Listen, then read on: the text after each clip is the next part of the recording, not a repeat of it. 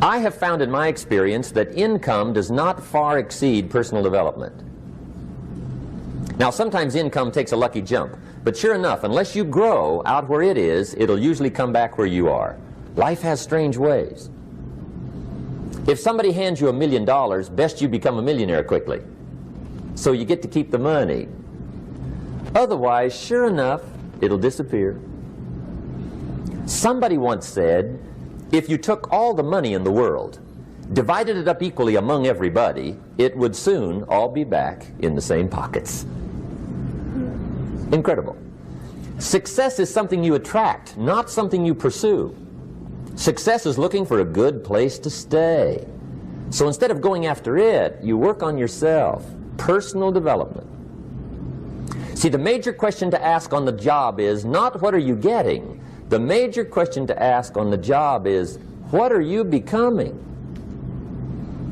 See, the big question is not what am I getting paid here. The big question is what am I becoming here? Because true happiness is not contained in what you get. Happiness is contained in what you become. So that's our major subject for tonight, personal development. Of all the assignments Mr. Schoaf gave me at age 25, this was probably the most difficult. In fact, I'm still working on this one. I think it's an unending challenge to see what you can become. The next subject is called Basic Laws. And it's good to study the basics. And I call these basics primarily because they come from the Bible. Now, I'm not a theologian or a minister, and that'll be apparent.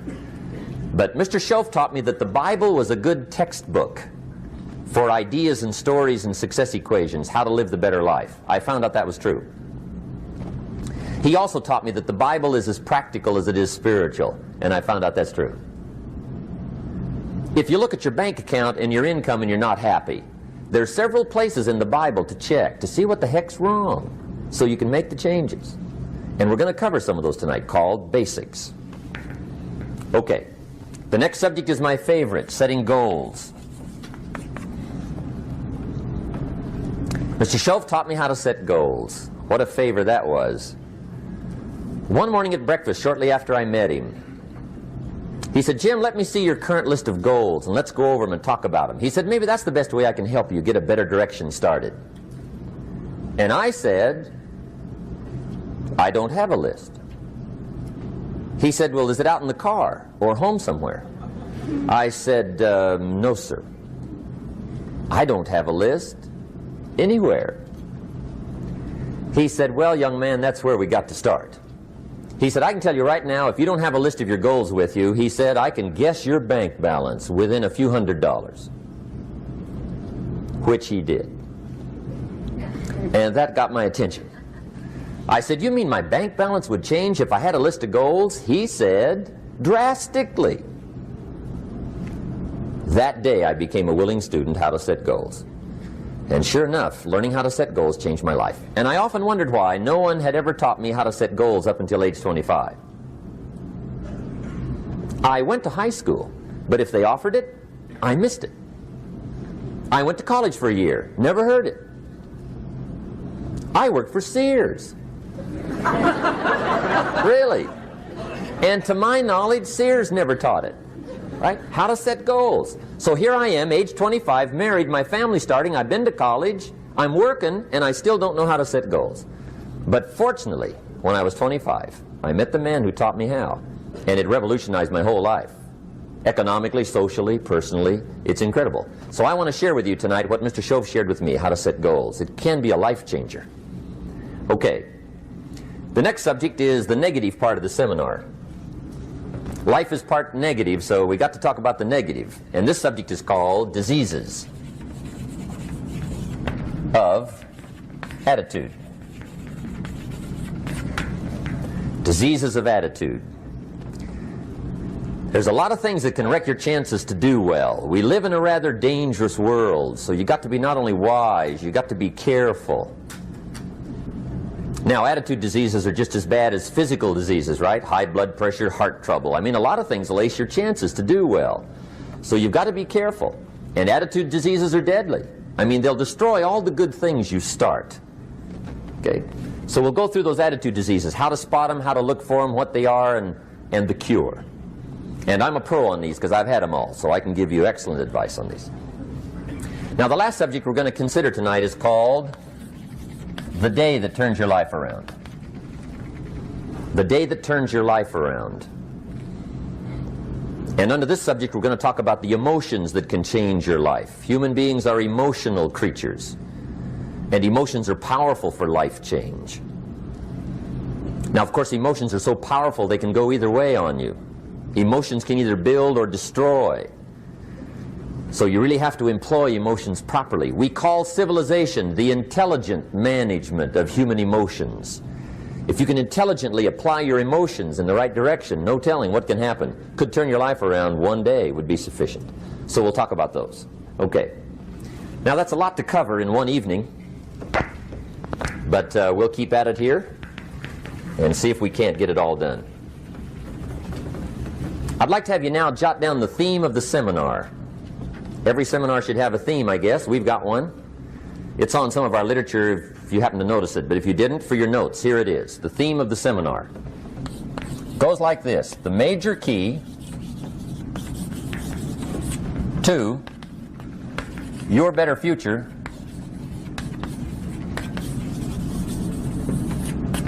is you. That's the theme of our seminar tonight. The major key to your better future is you. And I'd like to have you underline two words just to give it some added punch. Underline the word major and the word you, so that it reads, the major key to your better future is you.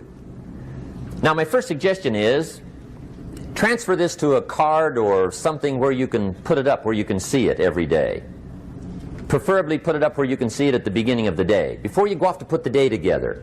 This is a good phrase just to glance at, to keep in mind as you're putting the day together. It's called the silent seminar. If you'll just let this talk to you during the day, I found it to be tremendously helpful. The major key to your better future is you. For a big share of my life now, I didn't have this one quite figured out. Among a lot of things I didn't have quite figured out. Many things used to puzzle me back in those early days. I used to wonder why two people could work for the same company, one make twice as much money. Now see, that used to puzzle me. And maybe they were the same age, graduated from the same school, live in the same community, work for the same company, with the same products and the same services. They've got the same traffic, the same problems, and one makes $1,000 a month, the other one makes $2,000 a month.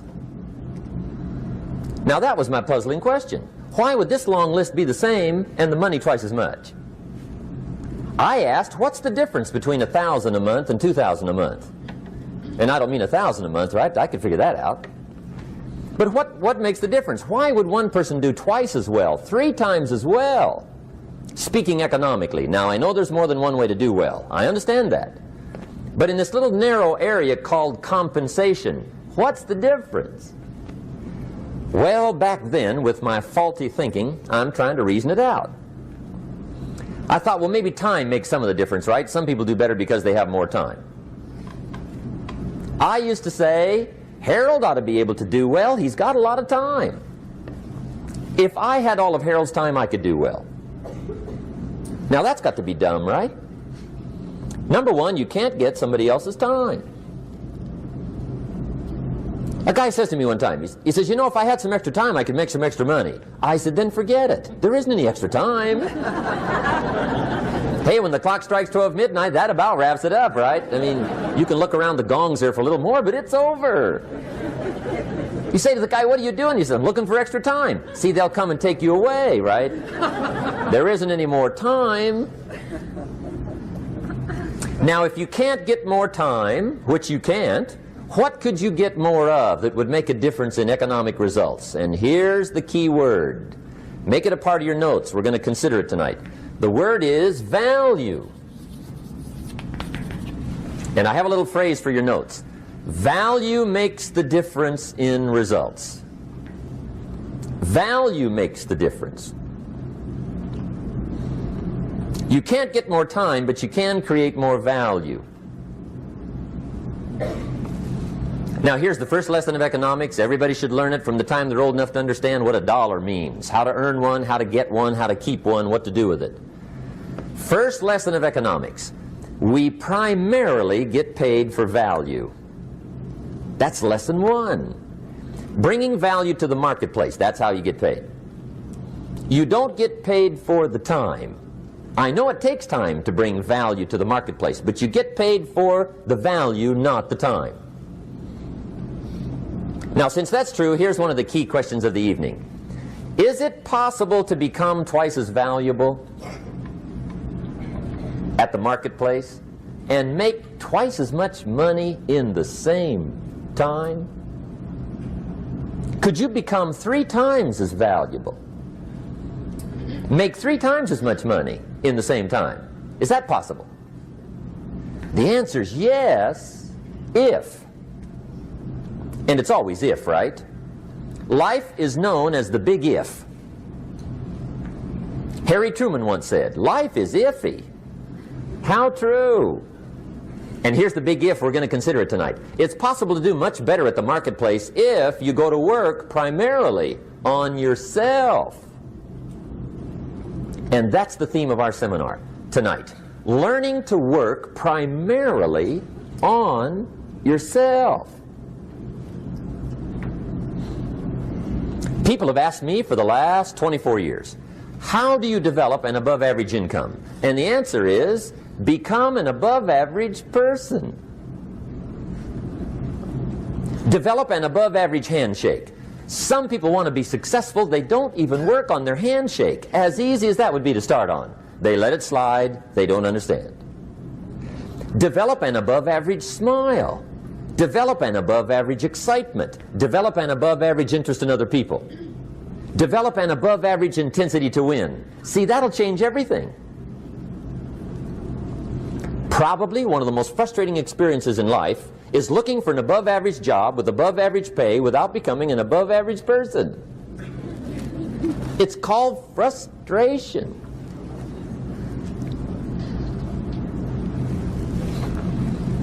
And Mr. Schoaf gave me probably the greatest clue he gave me when I first met him. He said, Jim, if you want to be wealthy and happy the rest of your life, just learn this lesson well.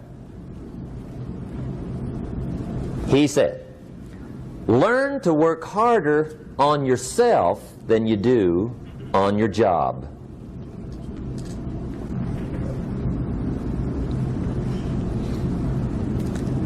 Then Mr. Schoaf gave me probably one of the most important clues among so many things he taught me, but this was in those early days. Mr. Schoaf was very kind, but he was also very abrupt. And he had these interesting questions to ask. I'm giving him a little rundown one day on how things hadn't worked out for me. He said, Mr. Rohn, I've got the answer for you if you will listen carefully. And listen carefully I did that day and for the next 5 years. If somebody's wealthy and happy, you gotta listen. He said, Jim, I've only known you a short time. But he said, it's already my honest opinion that for things to change for you, you've got to change. That wasn't quite the answer I was looking for. But that's the answer he gave me, and I pass it along to you on this warm summer evening in Anaheim, California, 1981. For things to change for you, you've got to change. Otherwise, it isn't going to change. Before I met Mr. Schoaf, I used to say, I sure hope things will change. Right? That seemed to be my only hope. If it isn't going to change, I'm in serious trouble. And then I discovered it isn't going to change, so I'm in serious trouble.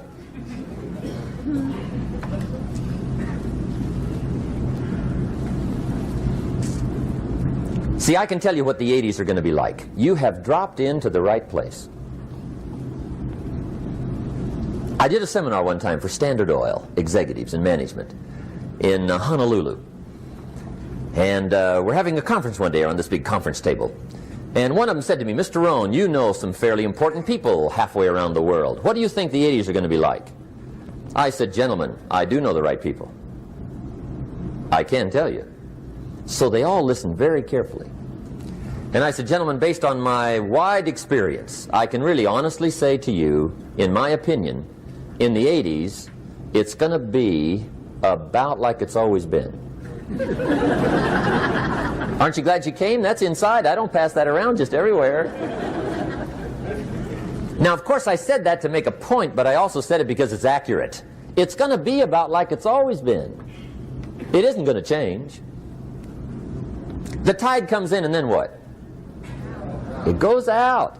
For 6,500 years that we know of, recorded history, and probably long before that. So it is not going to change. It gets light, and then what?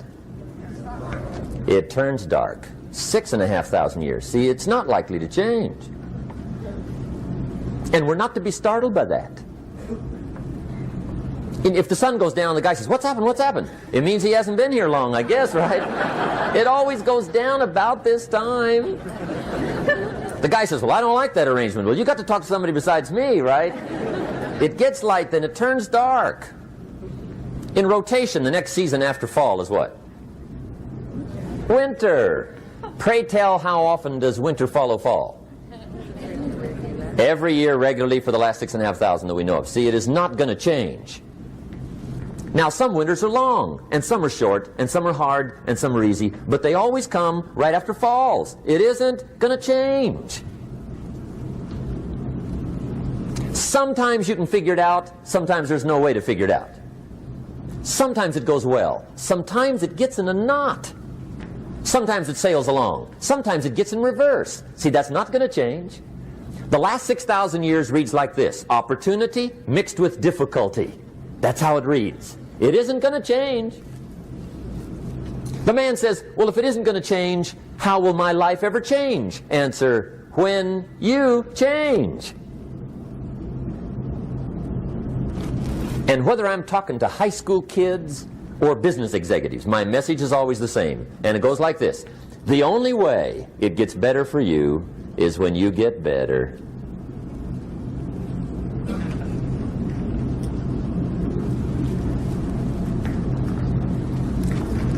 Let me give you the 4 major lessons in life to learn. Here's 4 majors. It's good to study the majors. In our weekend seminar we teach. Some people don't do well because they major in minor things. You've got to be on the lookout. At the end of every week, end of every month, you've got to check, make sure you're not spending major time on minor things. Okay, we go through that whole series. Majors and minors. Now, let me give you 2 phrases before we get to the 4 majors. This will set it up and you'll see where I'm going. 2 key phrases for your notes. Here's the first one. Life and business is like the changing seasons. That's the first phrase. Life and business is like the changing seasons. One of the best ways to describe life, it's like the seasons. Frank Sinatra sings, life is like the seasons. Now here's the second phrase. Very important. You cannot change the seasons, but you can change yourself. You can't change the seasons, but you can change yourself. And see, that's how life gets better for you, not by chance, but by change. Now, here's the 4 major lessons in life to learn. I've got my first book finished. Came out a couple of weeks ago. This is in it. The 4 major lessons in life to learn. Here they are. Number 1, learn how to handle the winters. That's lesson 1. They come right after falls with regularity. Some are long and some are short and some are hard and some are easy, but they keep coming. You must learn to handle the nights. They come right after days. You must learn to handle difficulty. It comes right after opportunity. You must learn to handle recessions. They always follow progressions. For the last 6,000. See, it isn't going to change. The lesson you must learn is how to handle it. And there's all kinds of winters, right? The winter when you can't figure it out. The winter when it all goes smash. The winter when it turns belly up. The winter when it won't work, when you've run out of money and you've got a broken heart. See, those are winter times. There's all kinds. Economic winters, social winters, personal winters. When your heart is smashed in 1,000 pieces and the nights are unusually long, your prayers seem to go no higher than your head. It's wintertime. Barbara Streisand sings, "It used to be so natural to talk about forever, but used to be's don't count anymore. They just lay on the floor till we sweep them away. You don't sing me love songs, and you don't say you need me, and you don't bring me flowers anymore." A song of winter. But see, the disappointments come. Those are normal. That's part of life. But the question is, how do you handle it? How do you handle the coming winters and the disappointments and the down times? Well, you can't get rid of January by tearing it off the calendar. But here's what you can do. You can get stronger, you can get wiser, and you can get better. The winters won't change, but you can. And that's how life changes for you. See, before I understood, when it was winter, I used to wish it was summer. I didn't understand. When it was hard, I used to wish it was easy. I didn't know. And then Mr. Schoaf gave me a part of his very unique philosophy when he said, "Don't wish it was easier, wish you were better." See, that triggered my whole life change. Don't wish for less problems. Wish for more skills. Don't wish for less challenge. Wish for more wisdom. That's the key. So that's lesson 1. Learn how to handle the winters. Here's lesson 2. Learn how to take advantage of the spring. That's the second one. Spring is called opportunity. And spring follows winter. What a great place for it. If you were going to put it somewhere, that'd be the place to put it, right after winter. And pray tell, how often does spring follow winter? Every year with regularity, 6,000. You can almost count on it. See, opportunity always comes. Days follow nights. Isn't that terrific? Opportunity follows difficulty. But here's what you must learn to do. Underline these 2 words in that key phrase. Take advantage. Underline those 2. You must learn to take advantage of the spring. See, just because spring rolls around is no sign you're going to look good come fall. You got to do something with it. In fact, you have to get good at one of 2 things in life. Planting in the spring or begging in the fall. Or get somebody to do it for you. See, those are about the only alternatives. Now here's what else you must do. Take advantage of the springs quickly, because there's only a few. Just a handful of springs have been handed to each of us. They don't come forever.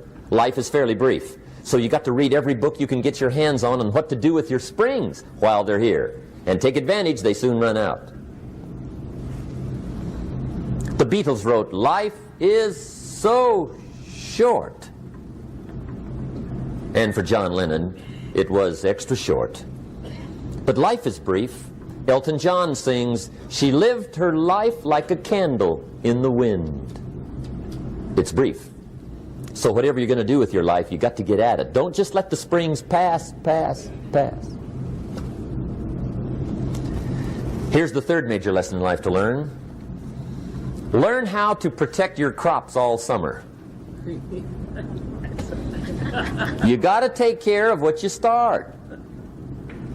Sure enough, as soon as you've planted your garden in the spring, the busy bugs and the noxious weeds are out to take it. And here's the next bit of truth. They will take it unless you prevent it. And that's the third major skill to learn. You've got to learn to prevent the intruder from taking all the good you start. It's one of the challenges. Here's 2 key phrases under number 3. First one, all good will be attacked. on this planet. Maybe not the next one we get to, but on this one, all good will be attacked. Every garden will be invaded. Not to think so is naive. And here's the second phrase. All values must be defended.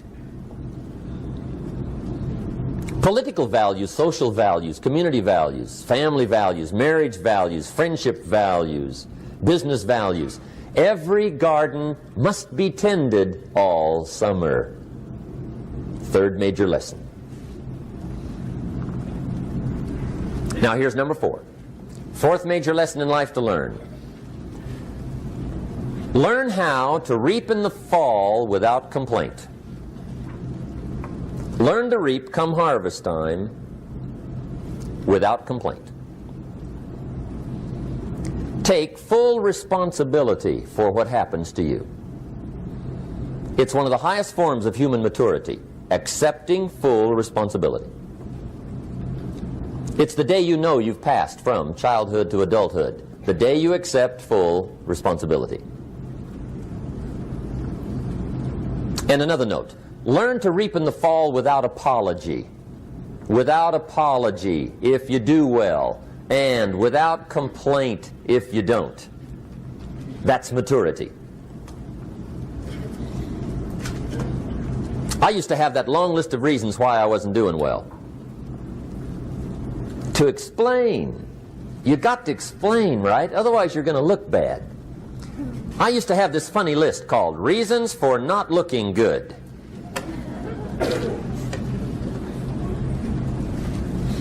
I used to blame the government. I mean, you can believe that or not. It was at the top of my list. I had a lecture second to none. The government. That was on my list. I used to blame taxes. Look what you got left after they take everything. And they expect you to do well. That was on my list there. Prices, that one's easy, right? You walk into the supermarket with $20, come out with a little half bag.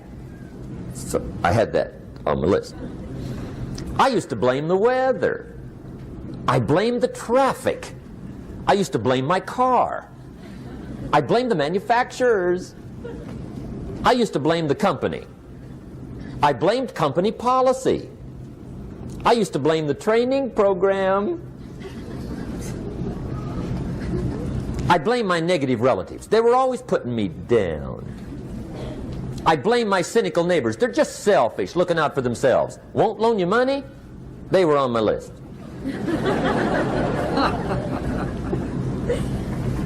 I used to blame the economy. I blamed the community. That's a pretty good list for not doing well, isn't it?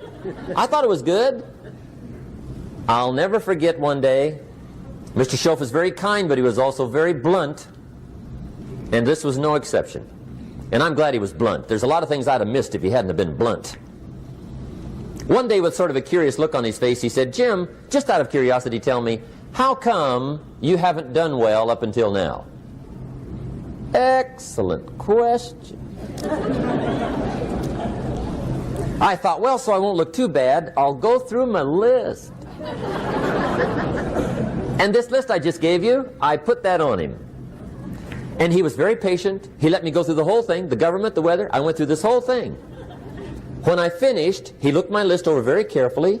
He said, "Mr. Rohn, big problem with your list. You ain't on it." How brilliant.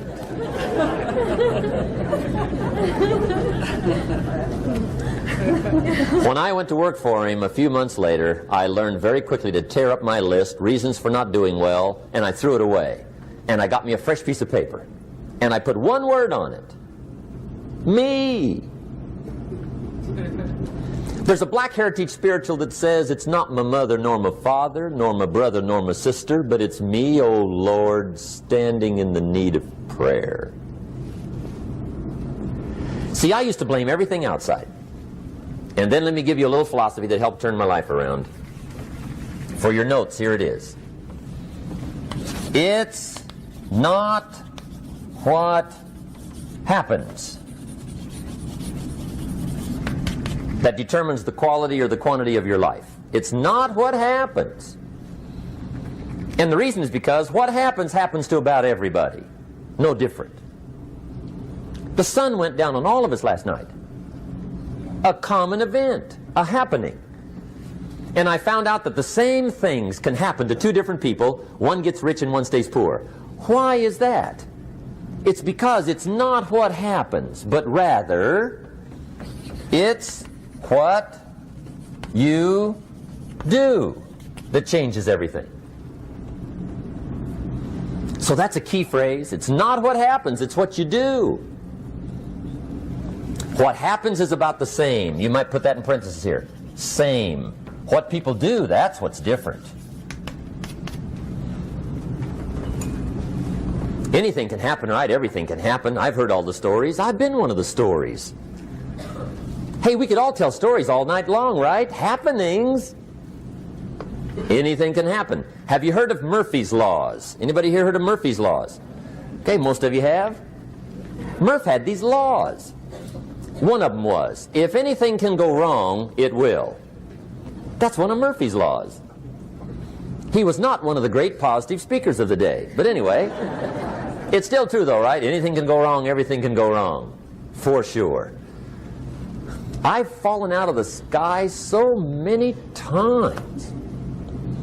Once to the tune of a couple of million. Devastating. Took me a while to survive that one. Now, it wasn't all that much, but it was all I had. Right? I mean, that's when it's much, right? When it's all you got. If you got 3, 2 go, you got 1 left, you ain't looking that bad. But when it all goes, has anybody been there when it all went? Anybody? Come on, the rest of you liars. Go ahead. Hey, we've all been there, right? When it all went. Of course, it used to be a long time ago, right? When you ran out of money, got to 0, you were all through. Heck, now you can whistle right on by 0, right? I mean, they will bury you. That's what they will do.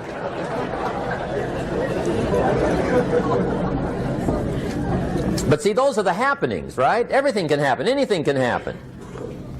But it's not the happenings. It's what you do about it.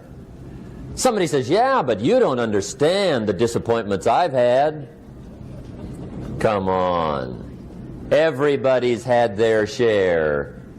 Disappointments are not special gifts reserved for the poor. Everybody has them. The difference is what you do about them. It's not the weather. I used to blame the weather, and I discovered it rains on the rich. So see, that won't help. 2 men wake up one morning, there's a rainstorm on. One of them looks out his window, sees the rainstorm, and he says, wow, what a storm. With weather like this, they can't expect you to go out and make sales. He stays home. Same morning, the other guy looks out his window, sees the same storm, says, wow, what a storm. But he says, you know what, with weather like this, what a great day to go out and make sales. Most everybody will probably be home. Especially the salesman.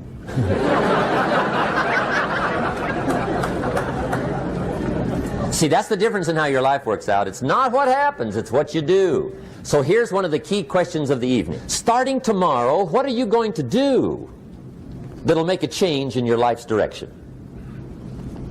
Good question. What are you going to do starting tomorrow that'll make a difference? Now see, if you don't do something starting tomorrow that'll make a difference, guess what? It's gonna be the same. And see, that way you can guess what the next 5 years are going to be like. Look at the last 5. Because the next 5 are going to be like the last 5 unless you, major key, tomorrow, change it all. Or change a little, or change something, or don't change. It's choice time. You can do whatever you want. But it's nice to know any day you wish you can change your whole life. What can you do starting tomorrow that'll make a difference? Good question. What can you do with economic chaos, massive disappointment? What can you do with a broken heart? What can you do when it won't work? Good question. So if I had a word with you tonight, one-on-one, just you and me, I think my personal advice to you would be, This year, 1981, reach down inside of you and come up with some more of those remarkable human gifts. They're there, waiting to be utilized. And then change anything for you you want to change. And I challenge you to do that because you can change. If you don't like how it is for you, change it. If it doesn't suit you, change it. If it doesn't please you, change it. If it isn't enough, change it. And I challenge you to do that because you can change. See, you don't ever have to be the same again after tonight, only by choice. If you don't like your present address, change it. You're not a tree.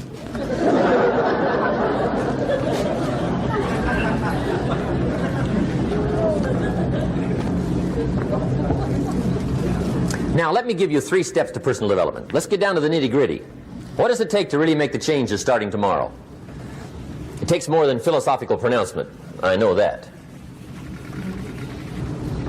It also takes more than enthusiasm. I know we're hearing a lot about enthusiasm these days, but see, that just won't do the job. We're still hearing the old cliches of the 30s, right? To be enthusiastic, you must act enthusiastic. But see, that's not going to help. After you have leaped about, there are some things you got to do, or it isn't going to change. See, you can get all excited about lifting 200 pounds till you get to the gym. And then you need a new excitement. And the new excitement is called discipline. Major step to human progress. Discipline. If there's one thing to get excited over, that's it. Get excited over your ability to make yourself do the necessary things.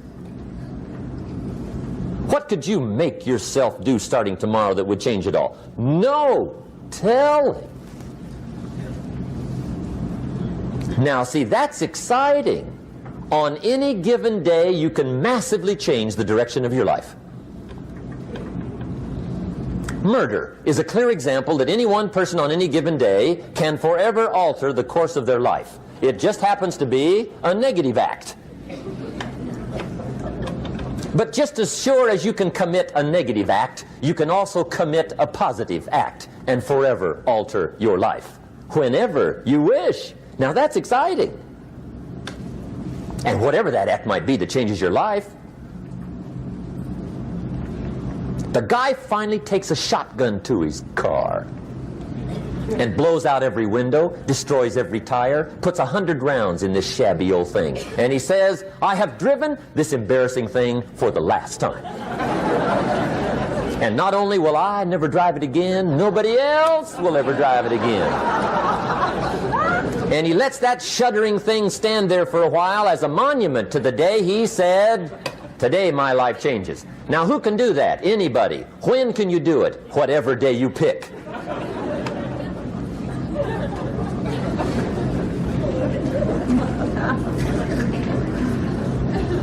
Now here's the key to discipline.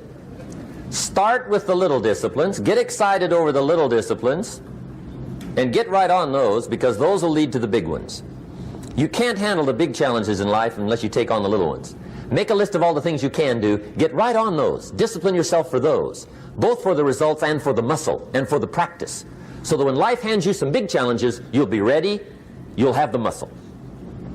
But see, if you don't handle the small ones, you can't take care of the big ones.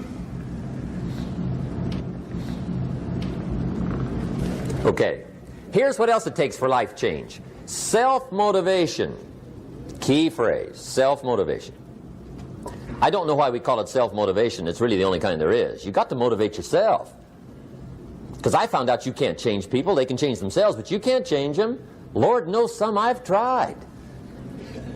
But see, it won't work.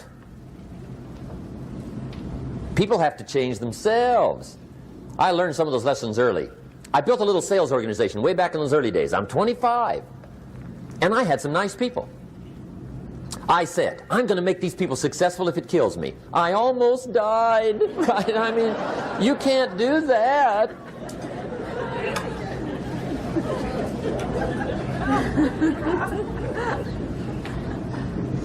See, I've discovered this. Good people are not trained, they're found. You find good people. You don't make them good, you find them good. Training really is for the purpose of finding good people. You don't need much instruction for a good person. Too much training probably means you got the wrong people.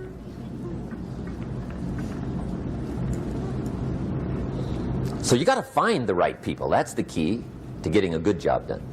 One of the major things we learn in management, lesson 1, don't send your ducks to Eagle School.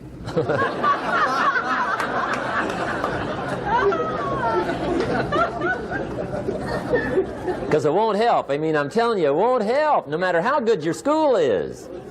And the little eagle badge and little eagle hat, I'm telling you, it won't help. It won't help.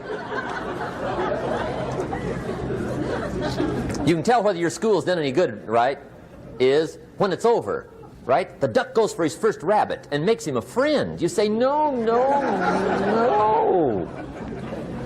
Anyway, so it takes self-motivation to really alter your life. And you don't want to give self-motivation away to somebody else and make it somebody else motivating you. The guy says, boy, if somebody just come by and turn me on. What if they don't show up? Right? See, you got to have a better plan for your life. Okay. Now, if you're excited and you're ready to change, let me give you 3 steps to start life change that can change your life, your personality, your lifestyle, everything can change. Here's the steps. Number 1, find out how things work. The first key to doing better is find out. To change your life, really, you need ideas. There isn't anything an idea can't change. And Schoaf taught me the major problem is lack of an idea, not a problem. At first I didn't have any money. I said to Mr. Schoaf, I don't have any money. He said, that's not a problem. Now see, up until then I always thought it was. Right? I was confused.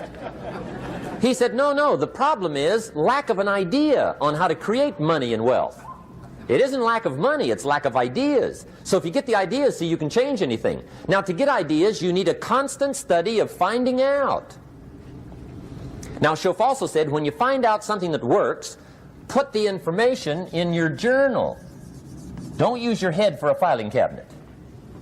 Put it in your journal so that you can do the next best thing. Repetition, repetition, repetition. Go over it. And if you repeat it, go over it, sure enough, someday, some mysterious day, the idea takes root, starts to grow, and shows up in your bank account, and your dress, and your personality, and your lifestyle. But capture the ideas in your journal. Find out how things work. Schoaf gave me this word for my life change. He said, study. Great word. If you wish to be successful, study success.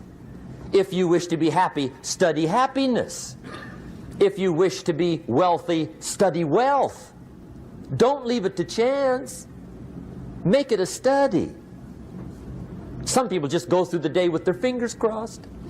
See, that won't do it. You've got to study the things that can change your economic, social, spiritual, personal life. Now, here's a qualifying phrase. And we'll have several of these qualifying phrases throughout the seminar. Here's the first one. You may not be able to do all you find out. I understand that. You may not be able to do all you find out, but you should find out all you can do. See, you don't want to wind up at the end of your life and discover that you've lived only 1/10 of it. And the other 9/10 went down the drain. Not for lack of opportunity, for lack of information. So that's number 1, find out how things work. Now here's the best human virtue for finding out, curiosity. Make a note of that. Curiosity. Be curious. You might add a word to it that'll help. Childish curiosity.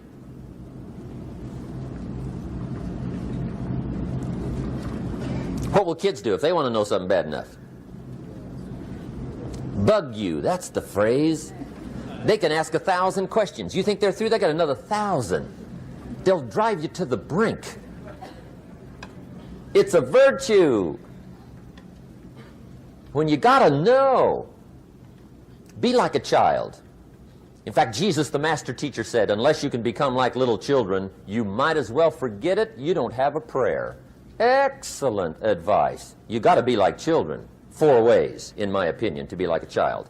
Number 1 is curiosity. Number 2 is excitement. Get excited like a child over your ability to make yourself do anything for change. 3rd is faith. Have faith like a child. Adults are too skeptical. And 4th is trust.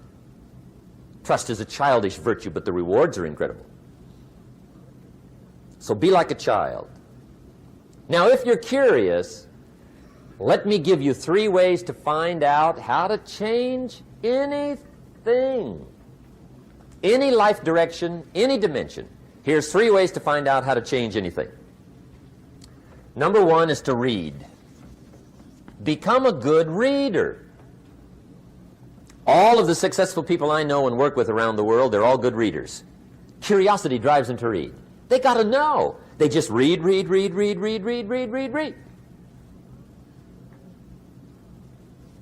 Become a good reader.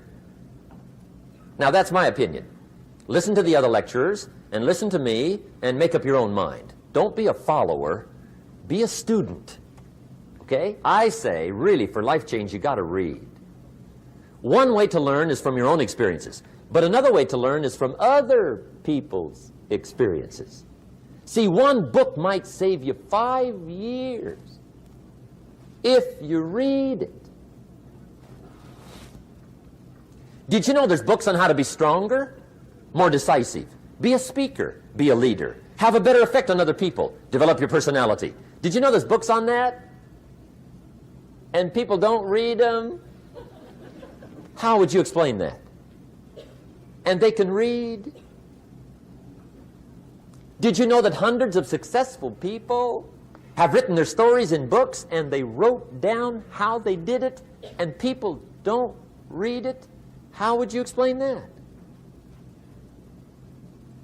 The guy's busy, I guess. You know, you get tied up. The guy says, well, yeah, you work where I work, but the time you struggle home, it's late. You got to eat a bite of supper, watch a little TV, get to bed. You can't sit up half the night reading. And the guy's behind on his car payment.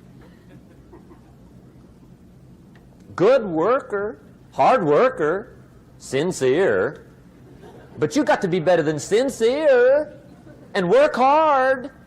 Otherwise, at the end of your life, you'll wind up cold, stony broke. You got to be better than a good worker. You got to be a good reader. The whole world is governed by laws. The universe, in fact.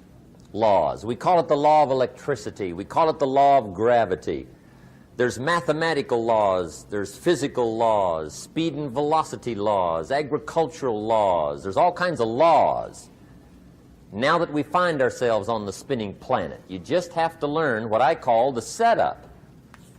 Learn the setup. Life's setup. Now, we didn't set it up, but we're here, so you got to learn it. And we should learn the setup for 2 basic reasons. Number 1, to keep from getting hurt. It's one of the major reasons for learning, so you won't get hurt. See, economically, socially, personally, you can get hurt just not knowing. Ignorance is not bliss. Ignorance is poverty. Ignorance is tragedy. You got to know, or you're going to get hurt. It's good to know not to walk out the 10-story window. That's excellent information. Now, what if a guy didn't know and he walks out? Now he's dead at the bottom. Somebody says, well, the poor guy didn't know. You got to know, or you're going to get hurt. Okay. Now, here's a parenthesis. You don't have to like the setup. I don't ask you to like how it is. That's not what's important. But it is important to learn how it is. Okay? So you don't have to like it, but you should learn it. That's what I tell the kids, right? Make sure you get the information. What you think about it, that's up to you. What you're going to do with it, that'll soon be up to you. But make sure you get it. See, there's nothing worse than being stupid. Nothing. I mean, being broke is bad, but being stupid is awful. And what's really bad is being broke and stupid, right? That's about the end of the world. I mean, there isn't anything much worse than that. Unless you're sick. Sick, broken, stupid. I mean, that is it, right? There's nowhere else to go. So make sure you get the information. It's key. You don't have to like it, but learn it.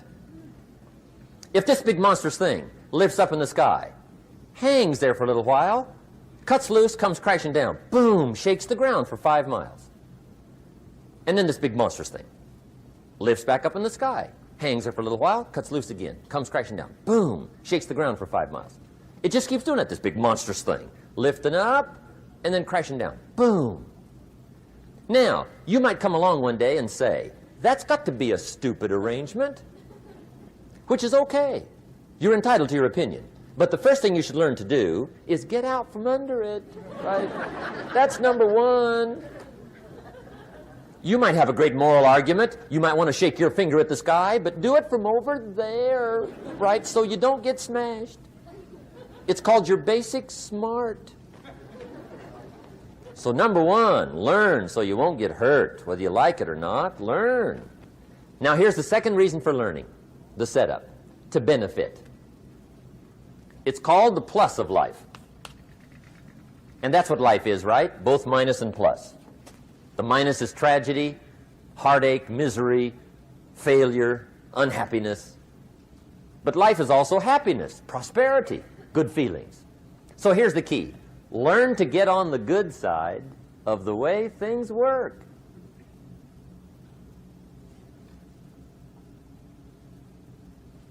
Now, here's 2 of the basic laws, and we'll take our break. Shof taught me these. They come from the Bible. Now, again, I'm an amateur, okay? When it comes to the Bible, I'm not a pro. So you'll sort of have to take my way of putting it. But here they are. The first one is the law of use. The law of use. And it goes something like this. Whatever you don't use, you lose. Lack of use causes loss.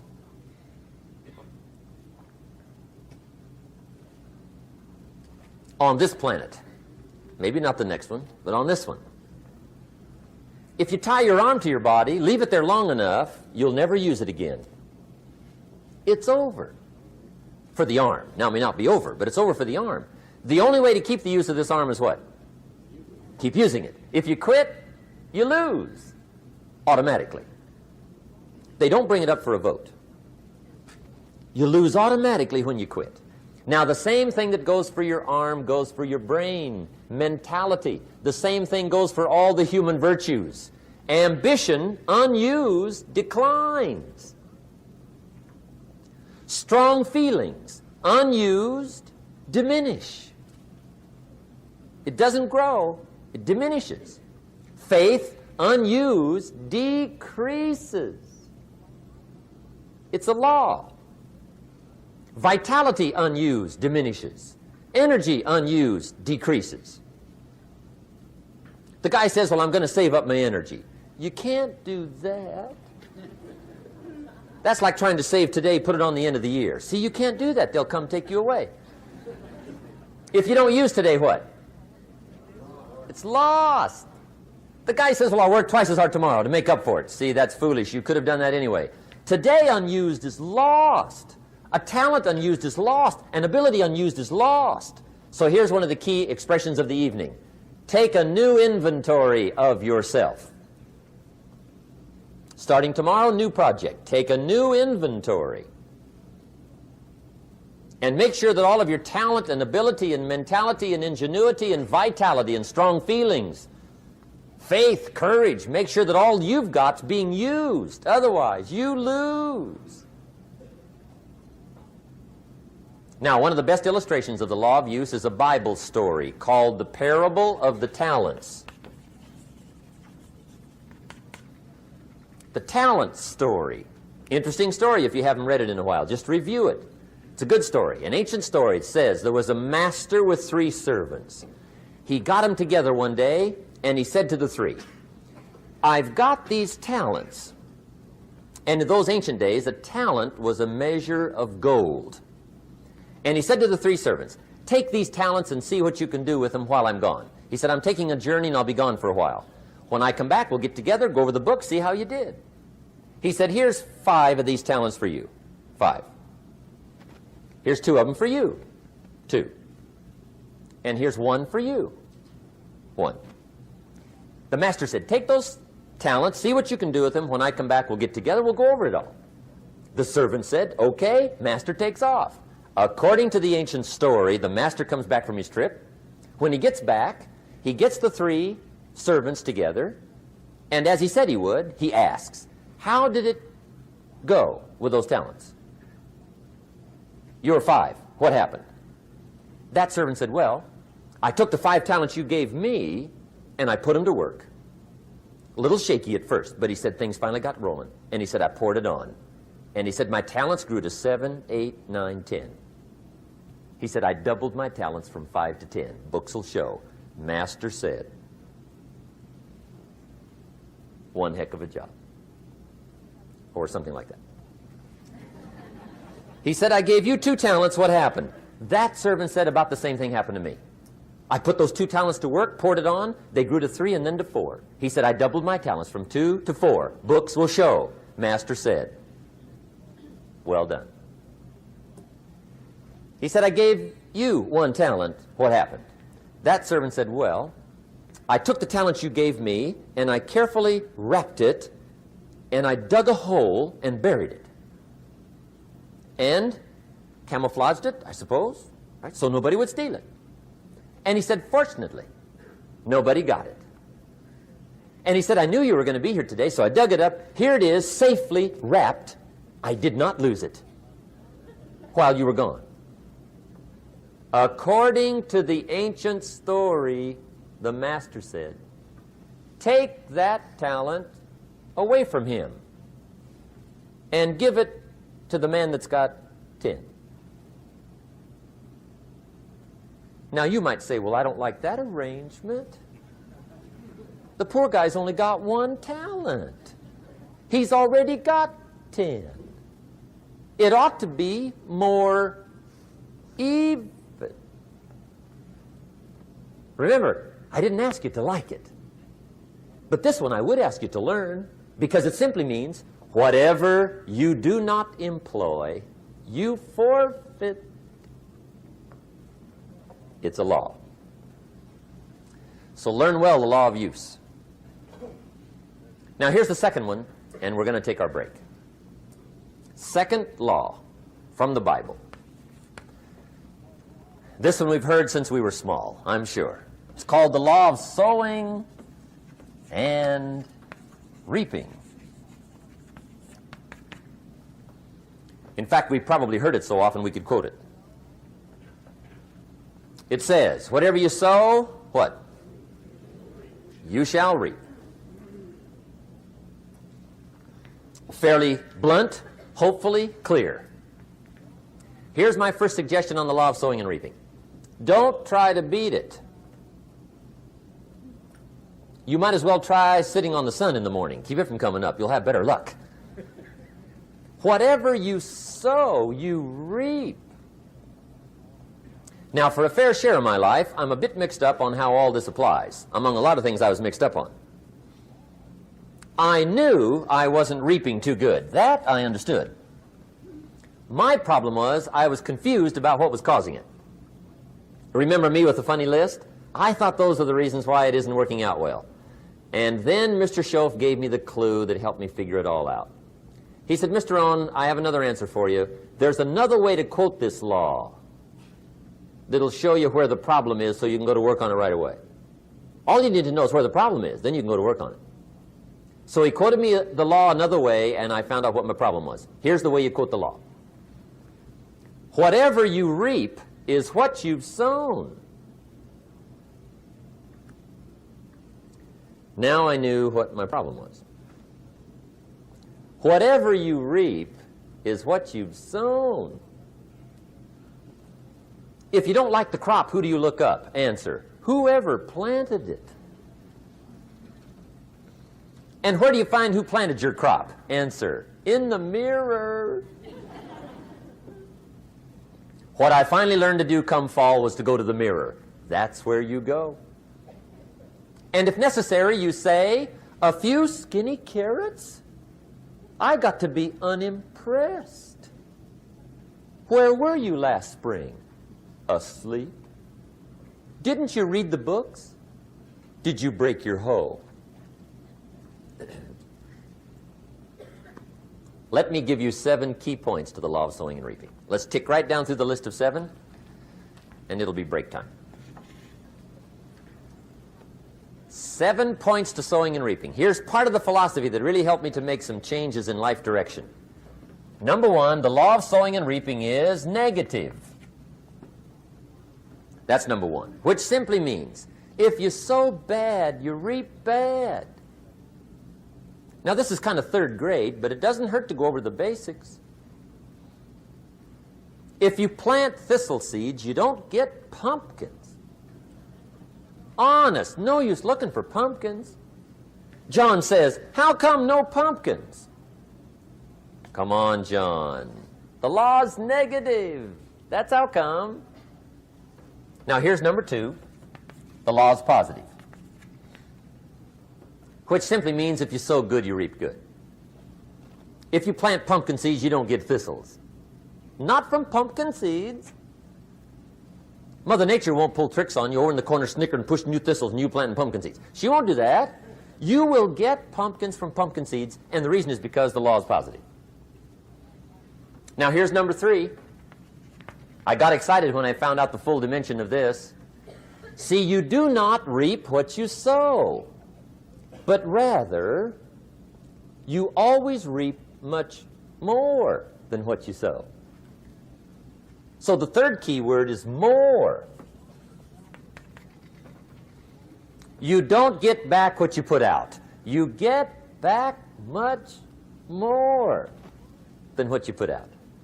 And it works both positive and negative. On the negative side, it said, if you sow to the wind, you reap the whirlwind.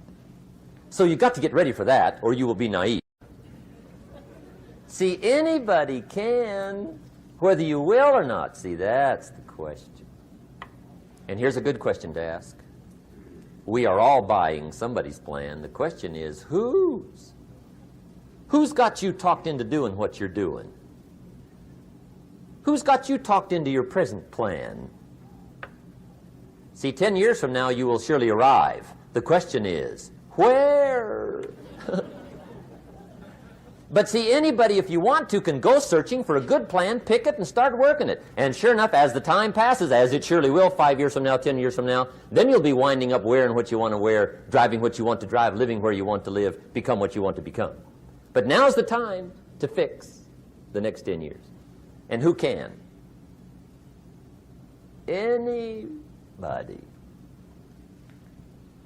Here's number 6. The 6th key to sowing and reaping. This is leveling with you now, as we promised to do. There's one thing better than the truth, and that's the whole truth. And here's part of the whole truth of the law of sowing and reaping. Number 6 is, you could lose. There are times when you just lose, no matter what you do. It's that kind of planet. You reap what you sow, yes, but... What does that mean, yes, but? Well, the farmer plants his crop in the spring, takes care of it all summer, loves his family, works 10, 12 hours a day, 6, 7 days a week, is an honorable man. Come fall, he's got a beautiful crop, and he deserves every bit of it. But the day before he sends the combines into the field, a hailstorm comes along and beats it all in the ground, which means you lose. Somebody says, well, what did he do wrong? Answer, nothing. It's just that kind of planet. Sometimes it's going to hail on your crop and rain on your parade, so you got to get ready for that or you will be naive. That's just part of the life arrangement. And don't press me why. I was not in on some of the original decisions here, so I don't know how it got set up. But there's just times, sometimes you lose. That's part of life. But now here's number 7. The 7th key to sowing and reaping. And it goes like this. It's just another way to quote the same law. And it goes like this. If you don't sow, that's just another way to quote the law. If you don't sow, what? You don't reap. You don't even have a chance. So if you looked at your game plan tomorrow, you might come to the quick conclusion, I got to get some sowing going. How true. Get you some sowing going. And remember, you've got plenty of time. You've got all the time there is. Some people spend enough TV time to make a fortune. The latest article on television watching in this country, according to the latest article, the average television is on in this country in every household 7 hours a day, called the Big 7. I asked a guy one time what his TV cost. He said about $450. I said, you forgot to look at the price tag. He said, what do you mean? I knew he was a TV watcher. I said, that television costs you, in my opinion, at least $12,000 a year.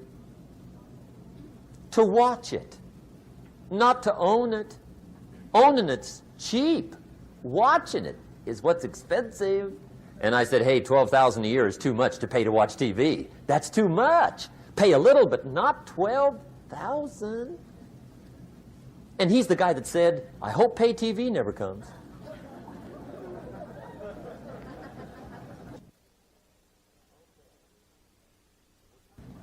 Okay. We're trying to cover an awful lot tonight. I realize that. But my time schedule is such that we just have to sort of give it all to you and let you sort the rest out. I wish we had plenty of time for questions and answers and that whole thing, but our time is just limited. But we are trying to go through an awful lot. I realize that. But looks like everybody's getting it. This is about the note-takingest crowd I've seen in a long time. Incredible. Does anybody have 5 pages yet? Anybody? Oh, fantastic. Incredible. Okay. Maybe you heard the story about the preacher down in Texas, southern part of the country. He was an evangelist back in the horse and buggy days. And he was very good at being an evangelist, and a lot of people used to come and hear him preach. And one day he put up his tent in one of these Texas towns and expected a big crowd as usual, come and hear him preach. And he got there, first night of the tent revival, walked in. 7:30, time to start. And to his surprise, the tent was empty. He thought, well, something must be drastically wrong. So he waited till 7:45, nobody showed up. 8 o'clock, zip. Finally, 8:15. One lone cowboy wandered up on his horse, tied his horse up outside, came in, sat down on the front bench, right, waiting for something to happen. The preacher thought, well, at least I better go down and talk to the cowboy. So he walks down, talks to the cowboy, and he says, Cowboy, I'm the preacher. And he said, I don't know what to tell you. Something's gone wrong. He said, this tent was supposed to be full of people. He said, I'm embarrassed. He said, you're the only one that showed up. And he said, I really don't know what to do. And the cowboy said, well, I'm not a preacher, so I really can't tell you what to do. You know, he said, I'm just a cowboy. But he said, I know this, if I went out to feed my cattle and only one showed up, I'd at least feed it. The preacher thought, hey, the cowboy is right. If you've got a good idea to share, you should share it, if there's 1 or 1,000. So he got kind of inspired by this conversation, and he jumped up on the platform and started to preach, as if the tent was full of people, just exploded. And he went for an hour and 15 minutes, just kept rolling. Finally, he quit. And when he finished, he came down off the platform, talked to the cowboy again. He says, well, cowboy, what did you think of my sermon? And the cowboy said, well, I'm not a preacher, so I really can't tell. You know, he said, I'm just a cowboy. But he said, I know this. If I went out to feed my cattle and only one showed up, I'd feed it, but I wouldn't dump the whole load on it.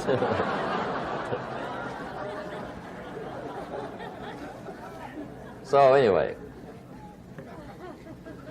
if it seems like we're dumping the whole load tonight, I guess we are. But gosh, everybody's doing well. I'm having a good time. I appreciate the response here tonight. Okay, the next subject is setting goals. Let me show you what turned my life every way but loose. Mr. Schoaf dropped this idea on me, changed me completely.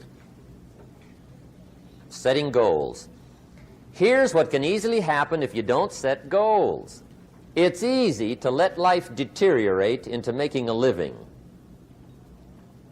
instead of designing a life. And we all have a choice: make a living or design a life. It's easy to get trapped by economic necessity and settle for existence rather than substance. That's easy. But the best advice I can give you on how to break out of that trap is to learn how to set goals. Mr. Schoaf put it to me this way. He said, Jim, if you had enough reasons, you could do the most incredible things. I never forgot how he put that. If you have enough reasons. See, reasons will change your whole life. Mr. Schoaf said to me, he said, Mr. Rohn, I think you've got plenty of intelligence, you've got plenty of talent, you've got plenty of ability. Probably what you lack is plenty of reasons. He said, I don't think your current bank balance is a true indication of your level of intelligence. I was happy to hear that. He said, I think you're much smarter than your present bank balance indicates. And that turned out to be true. I was much smarter. But of course my first question was, well then why isn't it bigger? And he said, you don't have enough reasons. You've got enough intelligence, but not enough reasons. So see, reasons can change your life. Here's what else I found out. Reasons come first, answers come second. You don't get the answers to do well till you get the reasons. Life has a mysterious way of hanging on to all the answers and only gives them up to the people that are inspired by reasons. So reasons make the difference in how your life works out. Now, what are some of the reasons for doing well? Let's go through a quick list called Reasons for Doing Well. First is personal reasons. Some people do well for recognition. Some people do well for respect. Some people do well for the way it makes them feel. They love the feeling of being a winner. Those are good reasons. I have some millionaire friends that keep working 10, 12 hours a day, making more millions. And it's not because they need the money. It's because they need the joy and the satisfaction and the pleasure that comes from being a constant winner. And see, it's not just the money anyway. It's the journey, not the money. Once in a while somebody says to me, boy, if I had $1 million, I'd never work another day in my life. That's probably why the good Lord sees to it they don't get their million, right? They'd quit. They'd quit. Okay. Next is family reasons. Some people do extremely well for other people, and that's powerful.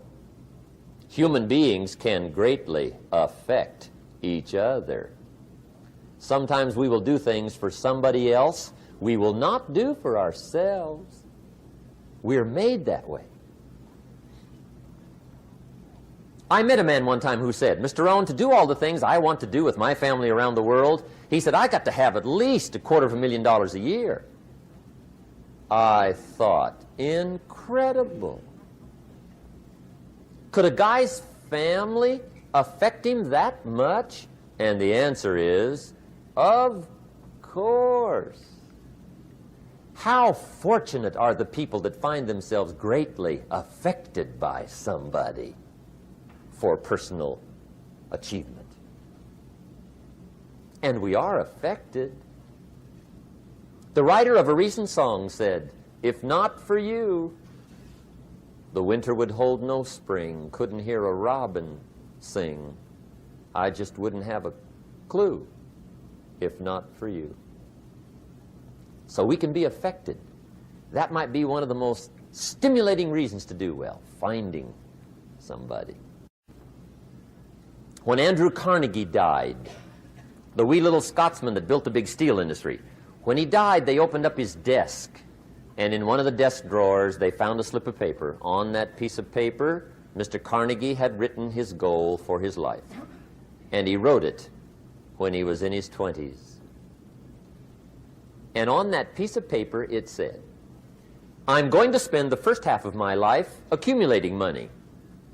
I'm going to spend the last half of my life giving it all away."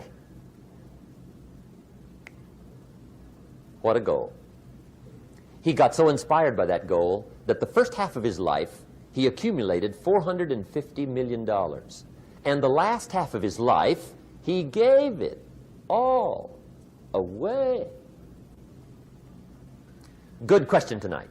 What's got you turned on? What's got you bombed out of sight to get up early and stay up late and hit it all day? Next question. What's got you turned off? When I found the answers to those two questions, my life exploded into change. I finally found out what had me turned off, and I got that cured. And then I got me a long enough list of reasons to turn me on. And once the lights went on for me, age 25, they've never gone out. I've fallen out of the sky a few times, but I've never lost that drive to make something unique out of my life. See, reasons altered my whole life. Now, there's another list of reasons called nitty-gritty. Hard little reasons.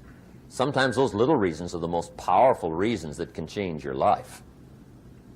Sometimes it doesn't take much. I now carry several $100s in my money clip. It's only a few $100s, but it was one of those reasons turned my life around. Just before I met Mr. Schoaf, I heard a knock at the door. I go to the door, and there's a little girl standing there about this tall selling Girl Scout cookies. And she gave me one of the finest sales presentations I've ever heard. Special deal, several flavors, this whole package of stuff, $2. And with a big smile, she very politely asked me to buy. And I wanted to. Big problem. I'm broke. I don't have $2. And to this day, I can remember the pain and the embarrassment. I'm a father. I'm a husband. I've been to college. I'm working. I'm 25. I don't have $2. And I didn't want to tell her that for some reason. So I did what I thought was next best. I lied to her. I said, "Hey, look, I've already bought lots of Girl Scout cookies. I've still got plenty stacked in the house," which was not true. But it seemed to get me off the hook for the moment. She said, "Well, gosh, that's wonderful. Thank you very much." And she went away. When she left, I closed the door, and that was the day I said to myself, I don't want to live like this anymore. I've had it with lying, and I've had it with being broke. I'm never going to let this happen to me ever again. I promised that day I would work as hard as possible and would always carry plenty. It took me a little while, but now I do.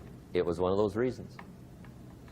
And I guess I carry plenty for two reasons. One is the way it makes me feel, but also in case I bump into another Girl Scout selling cookies.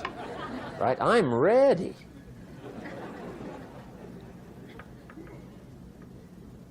I walked out of the Bank of America one time up in Saratoga, California, where I used to live. Two little girls selling candy right outside the bank. Good place. Some girls' organization they're working for, right? I come walking out of the bank. This first little girl walks up to me. She said, "Mister, would you like to buy some candy?" I said, "I probably would." "What kind is it?" She said, "It's almond roca." I said, "My gosh, that's my favorite." She said, "Wonderful." I said, "How much is it?" She said, "It's just $2. I thought, incredible. I said, "How many boxes of that candy have you got?" She said, 5. And her little friend was standing there. She was selling candy too. I said, "How many boxes have you got?" She said, "I've got 4. I said, "That's 9. I'll take them all." They said, "Really?" I said, "Yeah, it's my favorite. I've got some friends. I'll pass them around." They got so excited, put all this candy together. I reached in my pocket, gave them the $18. When I've got the candy and they've got the money, that first little girl looks up at me. She says, "Mister, you are really something." How about that? Can you imagine only spending $18 and have somebody look at you in the face and say, "You are really something"? Now you know why I carry heavy, right? I'm not going to miss anymore. It was just one of those reasons. Helped to change my life. One of my nitty-gritty reasons was budget finance. Budget finance used to grind my soul.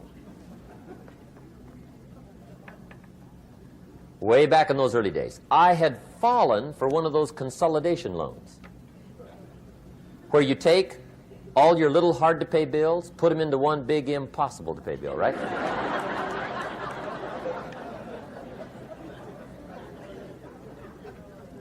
I would get 4 or 5 payments behind. This one guy used to call me day and night.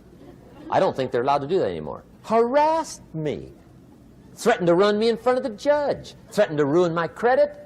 Threatened to embarrass my family. One day he said, "We're going to come get your car, drag it rear end up down the street in front of your neighbors." The guy even called me a flake. And back in those days, I'm broke, I'm pitiful, there's nothing I can do about it. But I never forgot how the guy treated me.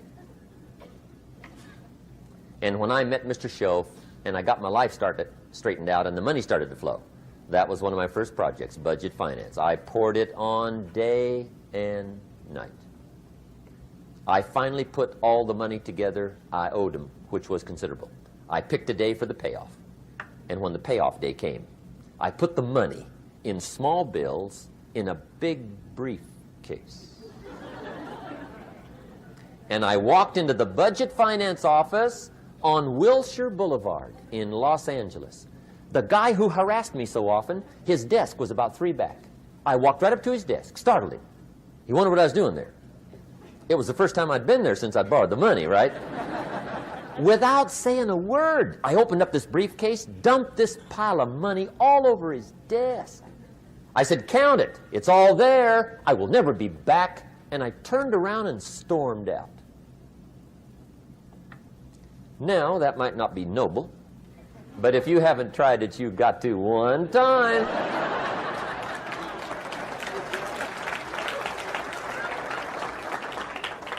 It can be the day that turns your life around. All you need is a reason that turns you on. One of my dear friends, Robert Depew, Bobby used to be a school teacher in Lindsay, olive capital of the world. Bobby taught school several years, got a little weary teaching school. One day decided he wanted to get into sales.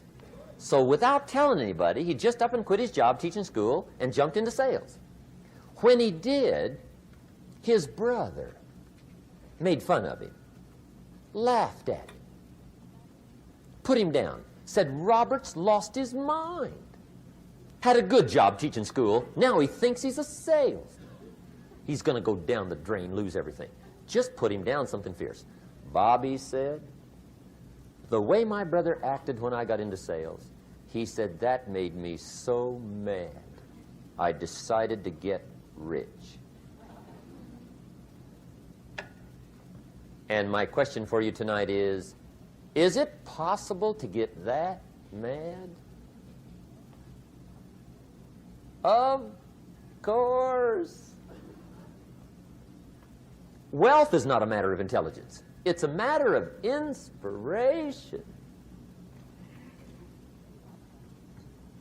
Today, Robert happens to be one of my millionaire friends. Bobby's rich.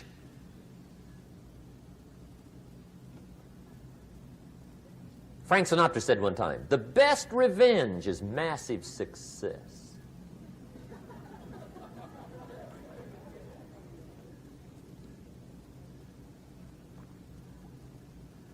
Hey, get you a long enough list of reasons so that after tonight you never lack for inspiration. You might not have all the answers right away, but you can get the answers if you can get the reasons. Now, let me give you a little simple formula for goal setting. Okay? We take 2.5 hours on the weekend for the whole 10-year plan. We don't have time for that tonight. But let me get you started with a little simple formula Mr. Schoaf gave me.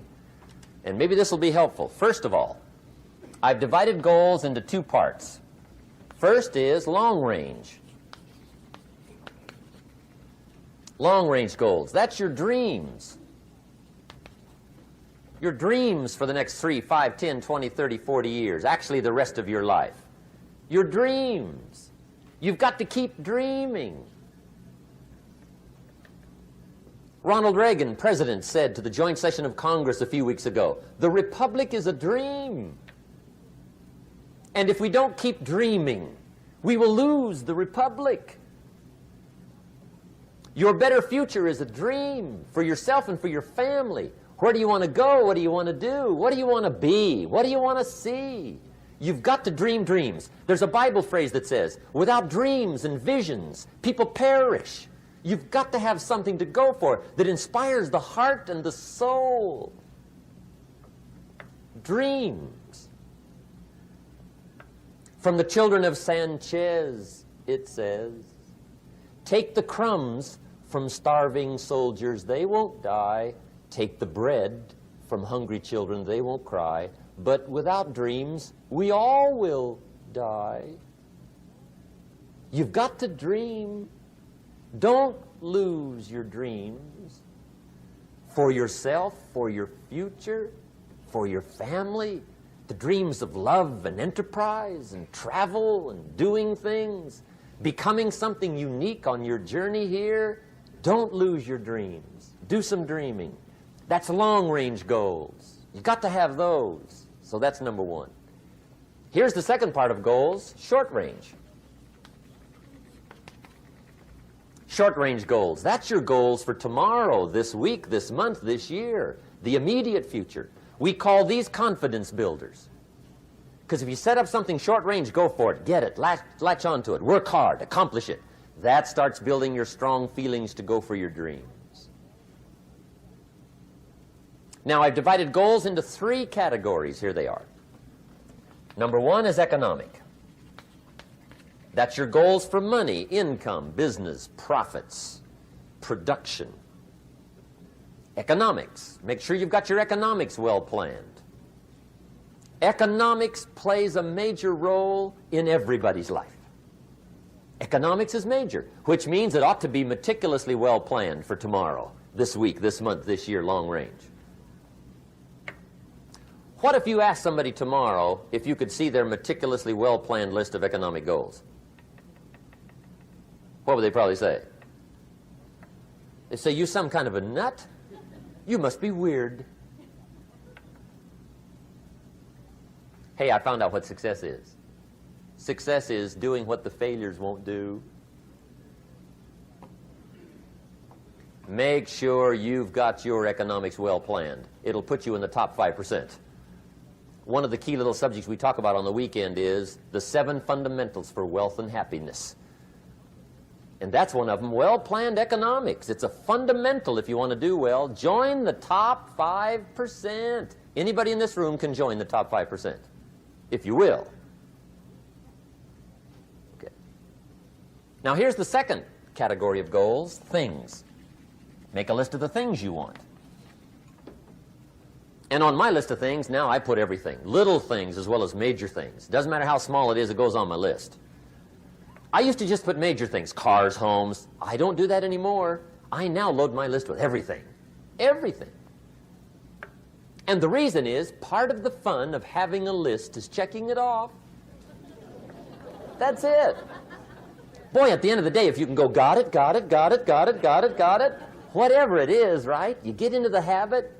So load up your list, the things you want.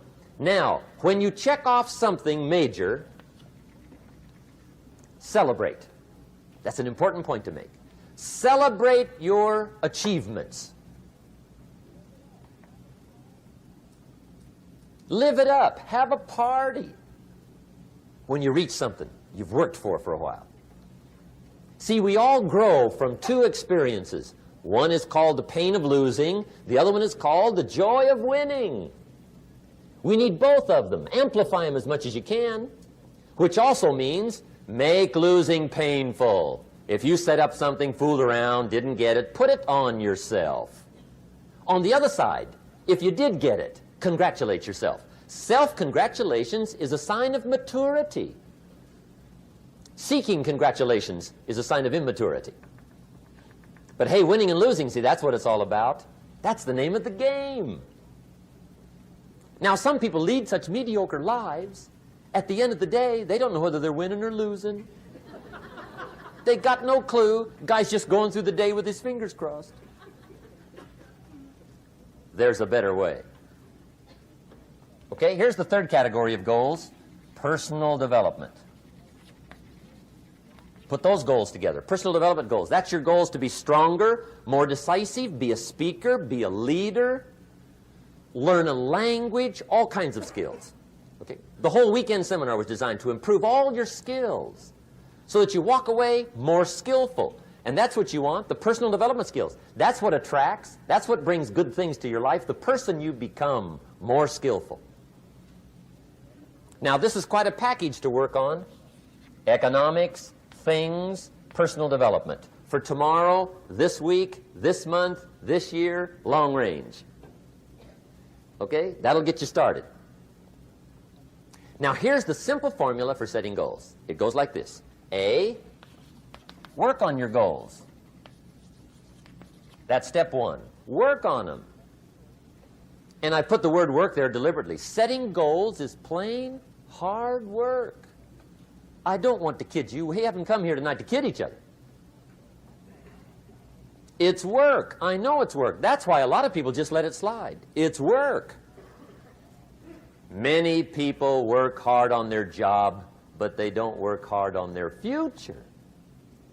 They just let that slide. And the work involved is making plans. I know most people don't. I understand that, but don't let that be you. Guy says, well, yeah, you work where I work, but the time you struggle home, it's late. You've got to eat a bite of supper, watch a little TV, get to bed. You can't sit up half the night. Plan, plan, plan. And the guy's behind. Good worker, hard worker, sincere. But you've got to be better than sincere, working hard. You've got to be better than a good worker. You've got to be a good planner. Somebody once wisely said, the people who fail to plan are planning to fail. Well said. So work on your goals. Here's step two. Write your goals down. That's so important. I teach my staff around the world, put your goals in your journal. Because one of the major people you want to study is yourself. So here's the list of goals I put together 3 weeks ago. Here's the list of goals I put together 2 years ago. Here's some of the changes I made, rearrangement of my priorities.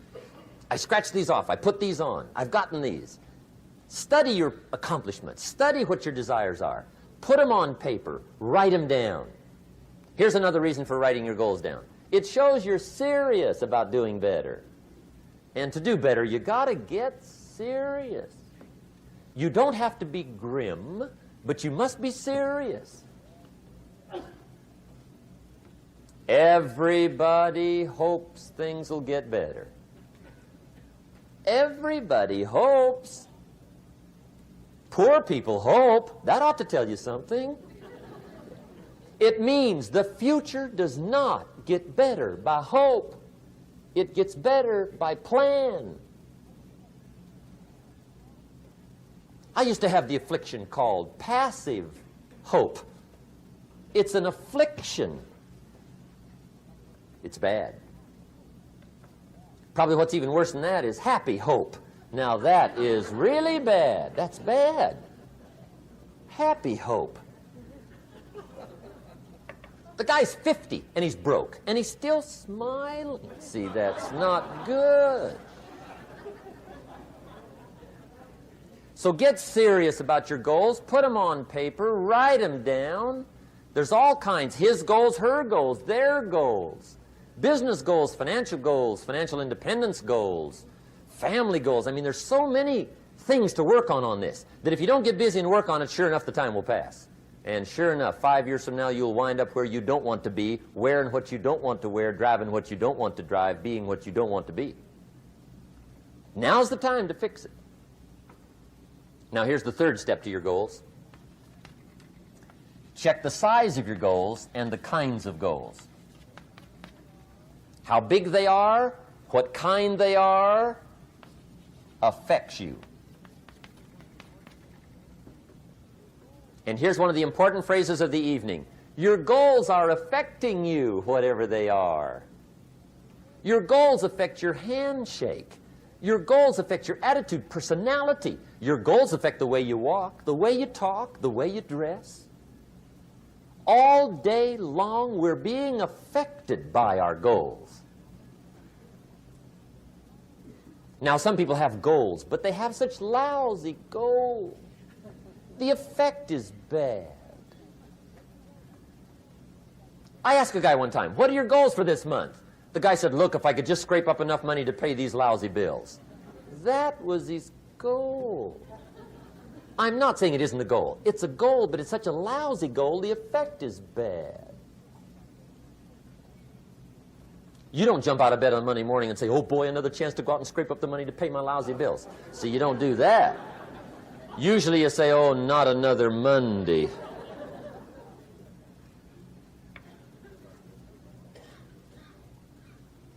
And some people have so given up on life, they have joined the thank God it's Friday club.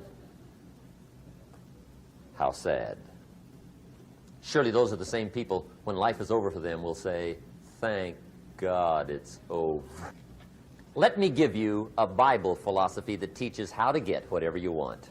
That's the title of the next set of notes. How to get whatever you want. From the Bible. Now again, I'm an amateur when it comes to the Bible. I'm not a pro. But this I can quote, and I think that'll be sufficient. How to get whatever you want. Here's what it says if you're ready. It says, ask,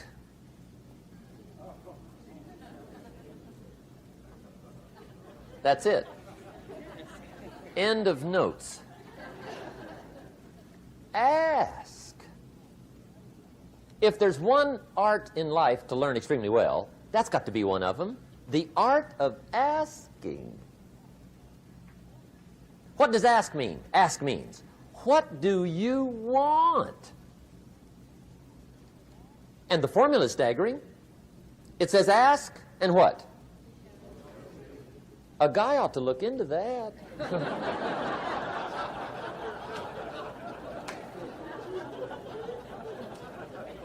He says, yeah, but you work where I work. By the time you struggle home, it's late. You got to eat a bite of supper, watch a little TV, get to bed. You can't sit up half the night. Ask, ask, ask. And the guys be... See, you've got to be better than a good worker. You've got to be a good asker. Now let me give you 3 key points on asking and receiving. This can do it. Number 1, asking is the beginning of receiving. Asking starts a unique process, mental and emotional. I don't even know how it works. All I know is it works. It's like pushing a button and all this machinery starts working. I don't know how. It just works. There's a lot of things you don't need to know how. Just work them. Some people are always studying the roots. Others are picking the fruit. I mean, it depends on what end of it you want in on. Asking is the beginning of receiving, so start the process. Here's number 2. Receiving is not the problem. Receiving is automatic. Now, if that's true, receiving is not the problem, what's the problem?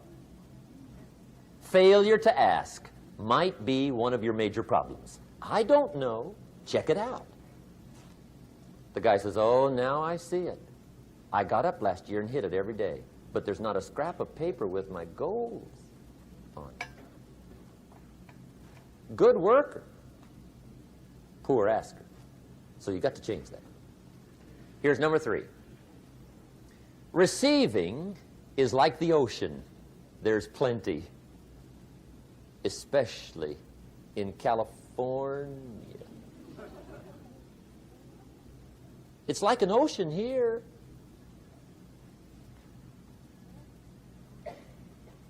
Success is not in short supply.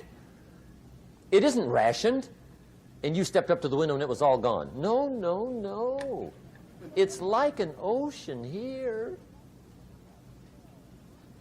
Now, if that's true, what's the problem? Well, some people go to the ocean with a teaspoon. Have you got the picture? See, what you want to do in view of the size of the ocean is trade your teaspoon for at least a bucket, and you'll look better down at the ocean. Kids won't make fun of you, right? Okay. Now, there's 2 ways to ask, and we'll wrap up goal setting. 2 ways. Here's number 1. Ask with intelligence. It didn't say ask intelligently, but I'm sure it meant that. Don't mumble. You don't get anything by mumbling. Be clear. Be specific. Intelligent asking means how wide, how high, how soon, when, what size, what color, how much. Define what you want and describe what you want. That's powerful. In the weekend seminar we teach, goals become like a magnet. They pull you that direction. And the better you describe them, the more they pull. So ask intelligently. Here's number 2. Ask with faith. That's the childish part of the equation. Believe you can get what you want like a child. Not an adult. Adults are too skeptical. So the formula really reads, make plans like an adult and believe in them like a child. And the most incredible things will happen. Just try it for 90 days. Just try it. You can always go back to the old ways. Just try it. Just 90 days, 90 days. Now, here's the last qualifying phrase on goal setting, as we promised to qualify everything. And it simply goes like this. Remember, you won't get everything you want. And we've already studied the reason for that. Simply, sometimes it hails on your crop and rains on your parade. It's that kind of planet. So you won't get everything you want, but if you will work this goal-setting formula, you can get plenty for wealth and happiness. Okay, that's goal setting. We use it around the world. We recommend it. Now, maybe it won't work as well for you as it has for me. I don't know. Maybe not. But what if it did? You got to try. Okay. Here's the last subject, the day that turns your life around. Let me just quickly give you a list of 4 emotions that can change your life in one day. Emotions are powerful. Sometimes it doesn't take much to alter your whole life direction.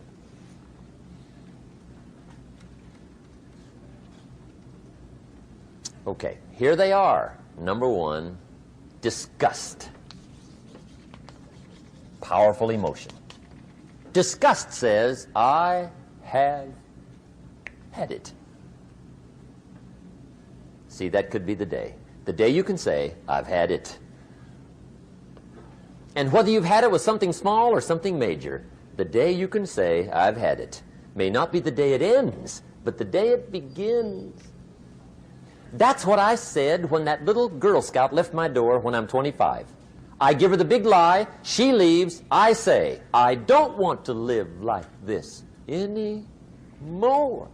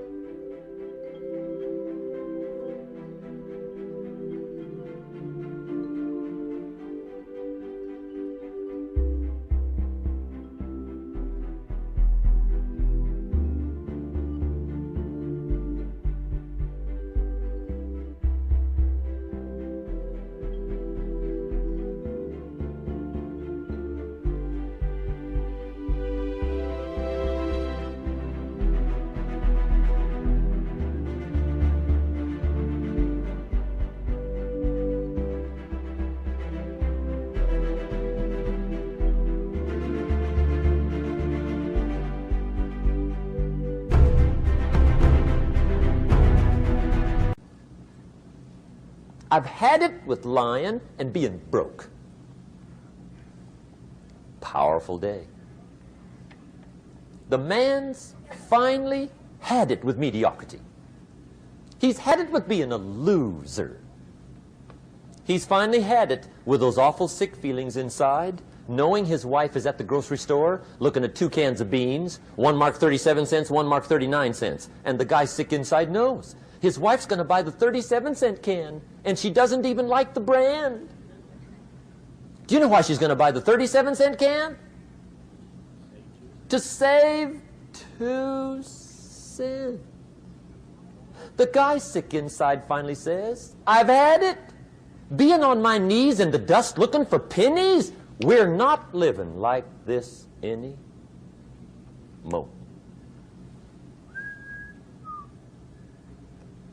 Could be the day that turns your life around. The day you can say, I've had it. He walks into his closet and rips everything in it to shreds and says, I've worn this embarrassing stuff for the last time. And not only will I never wear it again, no one else will ever wear it again. Commit an act that says, I've had it. Powerful. Here's the next one. Decision. And decision making is powerful. And it's emotional. That's those knots in the pit of your stomach, right? Waking up in the middle of the night in a cold sweat, trying to decide. We sometimes call it inner civil war. What shall I do? Well, for progress, you must decide. The best advice I can give you came from a wealthy friend of mine who said, if it's easy, do it easy. If it's hard, do it hard. Just get it done. If you went home tonight and in the next few days cleaned up a whole list of decisions, that might furnish enough inspiration for the next 10 years. I found this out many times after you've decided. Getting on with it is easier than deciding. Sometimes decision is the toughest part. Here's the next emotion, desire, wanting to bad enough. And I don't know how to tell you to want to. That's something you've got to come up with. There's two things I know about desire. Number one, it comes from inside, not outside. You don't send off for it. Number two, I know desire can be triggered by something. Who knows what it might be? Sometimes desire waits and sleeps for something to happen. Maybe it's a book, maybe it's a song, maybe it's a sermon, maybe it's a lecture, a seminar, maybe it's the conversation of a friend, a happening, an event. Who knows? The best advice I can give you is what I give my staff. It goes like this: welcome every human experience. You never know which one is going to turn it all on. Even the bad experiences. Sometimes from the bitterest experience comes the greatest awakening. So let down the barriers, take down the walls. The same wall that keeps out disappointment keeps out happiness. Let life touch you. Don't let it kill you, but let it touch you. Here's the last one. This one's powerful. Resolve. Resolve says, I will. Two of the most powerful words in the language. I will. Benjamin Disraeli once said, nothing can resist a human will that will stake even its existence on the extent of its purpose. Shortly put, I'll do it or die. See, that's powerful. That could be the day that turns your life around. The world has a strange way of stepping aside when somebody says, I'll do it or die. The man says, I will climb the mountain. They've told me it's too high, it's too far, it's too rocky, it's too difficult, it's never been done before, but it's my mountain, I will climb it. Pretty soon you'll see me waving from the top. Or dead on the side, because I ain't coming back.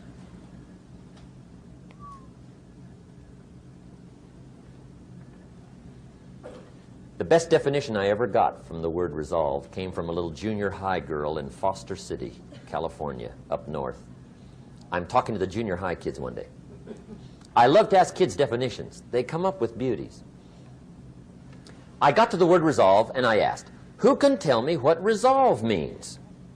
And I got several hands, and they were all pretty good, but the last one was the best. Little girl, about 3 rows back, held up her hand. She said, Mr. Rohn, I think I know what resolve means. I said, darling, what do you think it means? She said, I think it means promising yourself you will never give up. I said, that's it. Webster, stand aside. That is the definition. Promise yourself you will never give up. I asked the kids, how long should a baby try to learn how to walk? How long? How long would you give your average baby before you shut him off? How long? See, any mother in the world would say, you're crazy. My baby's going to keep trying until it learns how to walk. What a magic formula. Now let me show you what triggers all emotions into activity that brings results. And results is the name of the game. Here it is. Action. Finally, you must do something about how you feel. Jesus, the master teacher, said, don't just be listeners, be doers. The world admires the doers. Whatever it takes to get you to try harder, read more, set your goals, and go for it. Here's the next attitude disease. Overcaution. Some people never will have much. They're too cautious. Now, you can also be too reckless, but you can also be too cautious. This is called the timid approach to life. And my caution was always the risk. Risk used to drive me right up the wall. I used to say, what if this happens? It's called the language of the poor. What if this happens? And on top of that, if this was to happen, look at the fix I'd be in. I better not try. I could always ace myself out. Then I'll tell you what changed my whole life when I finally discovered it's all risky. The minute you were born, it got risky. If you think trying is risky, wait till they hand you the bill for not trying. If you think investing is risky, wait till you get the tab for not investing. See, it's all risky. Getting married is risky. Having children is risky. Going into business is risky. Investing your money is risky. It's all risky. I'll tell you how risky life is. You're not going to get out alive. That's risky. The Englishman says, well, if that's the way it's going to work out, let's give it a go. Right, that's what it's for. Give it a go. Somebody says, yeah, but I'm looking for safety and security. Fine, then huddle in a corner. We'll cover you with a sheet, bring you 3 meals a day. And we'll protect you, feed you, look after you, care for you. We won't let anything happen to you, and you'll probably live to be 100. The guy said, well, yeah, I'd live to be 100. But what a way to live. Right. What a way to live, safe and secure. Don't ask for security. Ask for adventure. Better to live 30 years full of adventure than 100 years safe in the corner. And see, it's not important how long you live. What's important is how you live. Here's the next attitude disease. We're almost through with this motley list. In fact, we're almost through. Hang on. The next one is pessimism. Pessimism, the deadly disease of always looking on the bad side, the problem side, the difficult side, checking all the reasons why it can't be done. The poor pessimist leads an ugly life. He doesn't try to figure out what's right. He tries to figure out what's wrong. He doesn't look for virtue. He looks for faults. And when he finds them, he's delighted. How ugly. This is the poor guy who looks through the window, doesn't see the sunset. He sees the specks on the window.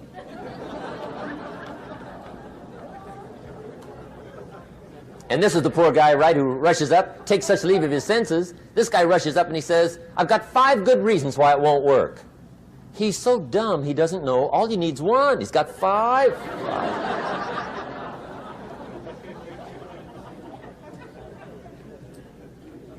To the pessimist, the glass is always half empty. To the optimist, the glass is half full. Why would the same measure affect people 2 different ways? Answer, it all depends on how you look at it. Our lives are mostly affected by the way we think things are, not the way they are. The way we think they are affects us most. There's a subject we don't have time to get into tonight called better thinking habits. One of the major things Shove taught me when I met him, he said, poor thinking habits keeps most people poor. Not poor working habits. Most people work hard, but they don't think hard. And Shove taught me that the mind is like a factory, a mental factory. And whatever you think about all day long pours ingredients into this mental factory. And that's what builds the economic, social, financial fabric of your life. He quoted me a Bible phrase that says, as you think, so you become. How awesome. When he talked about poor thinking habits, he had me. I used to start the day reading the morning newspaper. I mean, you can believe that or not. I'd get a cup of coffee and read the paper. I'd load up on wars and riots and murders and stabbings and killings and bank robberies and muggings and car wrecks and tragedies. I'd even read the back pages. I seem to like that stuff for some weird reason. I'd load up on all that, and then I'd start the day. You can imagine the kind of days I used to have. You walk around on your financial knees. They call you economic peewee.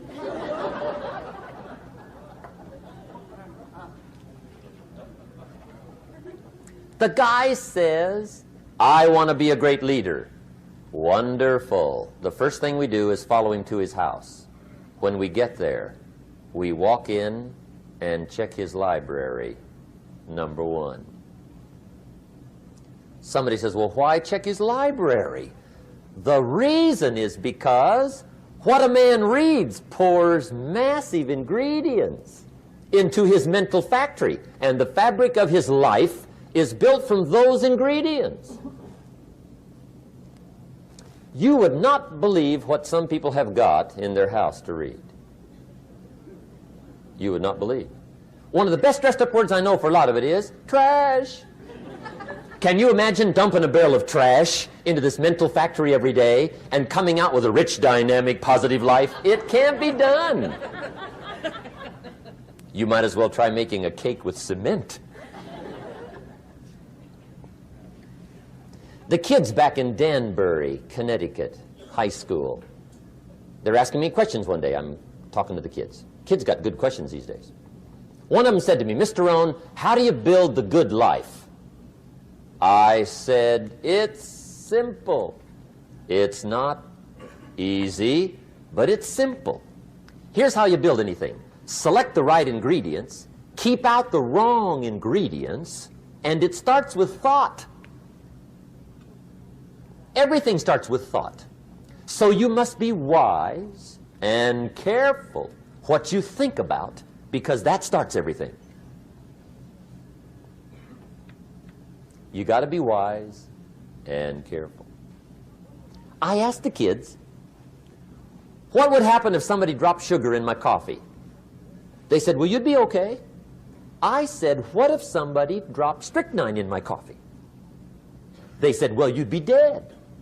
I said, correct. Lesson 1. Life is both sugar and strychnine. You gotta be careful. I said, what if my worst enemy drops in the sugar? They said, will you be okay? I said, what if my best friend, even by accident, drops in the strychnine? They said, well, you'd be dead. I said, correct. Lesson 2, watch your coffee.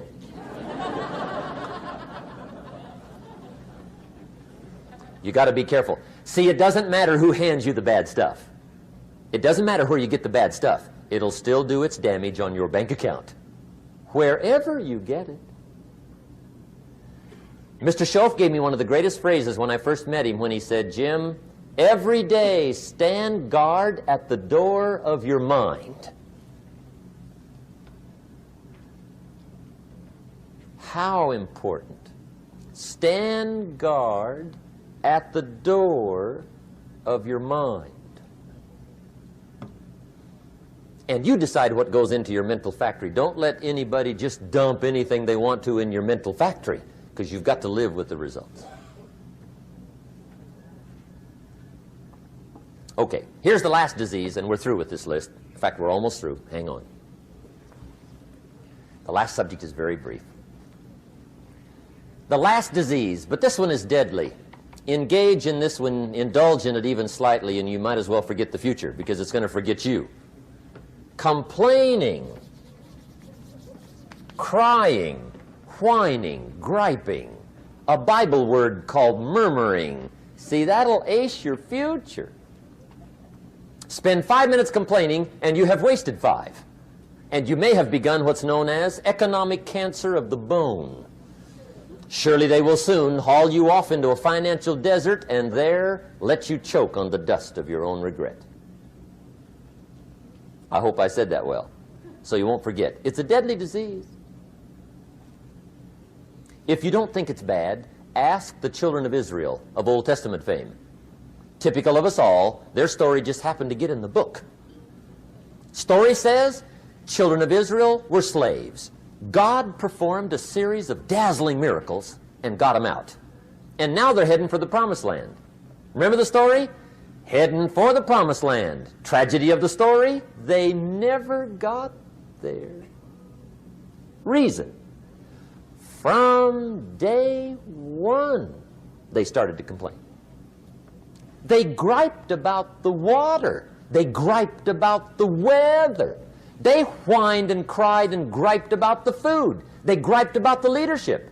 They whined and cried because it was too far, too cold, too hot, too difficult, too miserable. I mean, they whined and cried for years.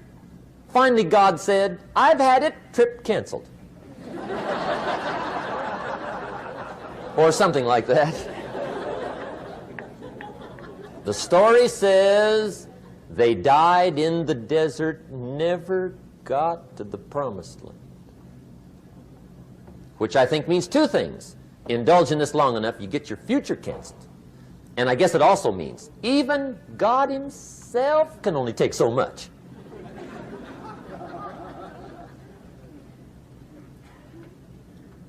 Okay. Just be on the lookout of the things that can destroy all the good you start. The war is on. And this evening, tomorrow, mentally, personally, socially, economically, you got to make sure you're winning the war. And this is part of it.